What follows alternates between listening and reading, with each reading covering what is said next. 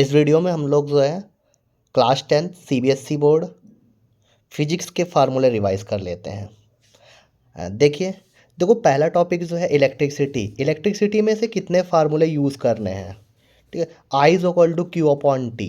I is equal to Q upon T, where I जो है current है और क्यू में से जो है क्यू आपका चार्ज हो जाएगा और टी आपका टाइम हो जाएगा। ठीक है, नेक्स्ट पोटेंशियल डिफरेंस जो होता है कैपिटल वी से डिनोट करते हैं।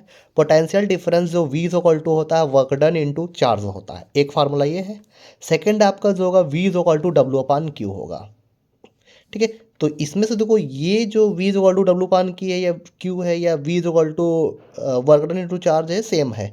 ठीक है, कोई दिक्कत नहीं। आगे नेक्स्ट है V V is equal to I R, where V आपको पता है ये पोटेंशियल डिफरेंस है। आई जो है आपका इलेक्ट्रिक करंट है और आर आपका रेजिस्टेंस है।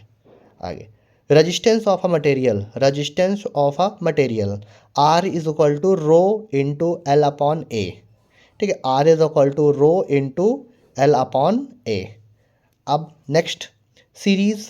अब देखो इसमें क्या होता है कि जब आपका रजिस्टेंस होता है, रजिस्टेंस एक से ज़्यादा होते हैं तो कॉम्बिनेशन होता है। दो तरीके से कॉम्बिनेशन होता है, एक तो होता है सीरीज़ में, एक होता है पैरेलल में। तो सीरीज़ में जो फार्मूला होगा R is equal to R one plus R two plus R three dot dot जितने भी हैं आप ऐड कर सकते हो।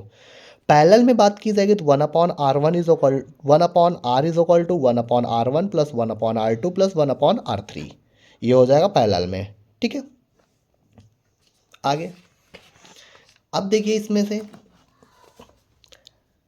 H is equal to V I T.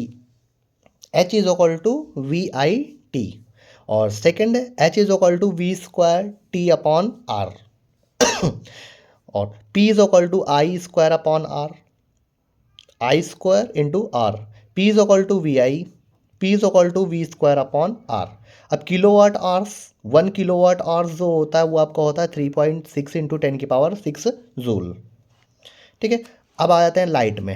देखो लाइट लाइट में जो है एंगल ऑफ इंसिडेंस जो होता है वो एंगल ऑफ रिफ्लेक्शन के इक्वल होता है। R is equal to 2f। आपको पता है रेडियस जो होती है आर और 2f जो होता है ये फोकल डिस्टेंस होती है। Mirror formula 1/f is equal to 1/v plus 1/u।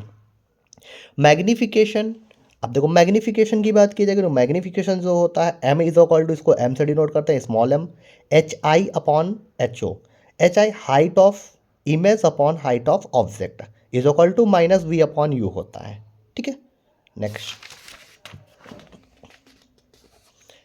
अब रिफ्रैक्शन। रिफ्रैक्शन में से देखो 1n2 is equal to n2 upon n1 होता है, ये डिपेंड करता है आपका न्यूमेरिकल के बेस पे। लेंस फार्मूला जो होता है 1/f is equal to 1/v minus 1/u होता है।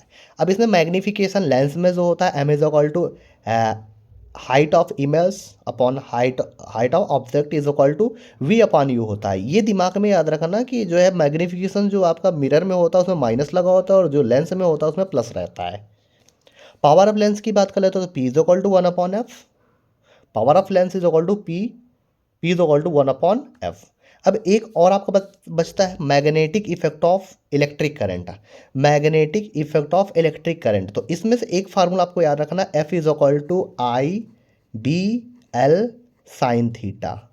तो यहाँ पे आई आपका करंट है, बी जो है आपका जो जो मैग्नेटिक फील्ड हो जाएगा और एल किसी भी उसकी लेंथ हो जाएगी और साइन थीटा जो एंगल है, थीटा का मतलब है एंगल जो कि डिनोट करेगा। ठीक है, धन्यवाद।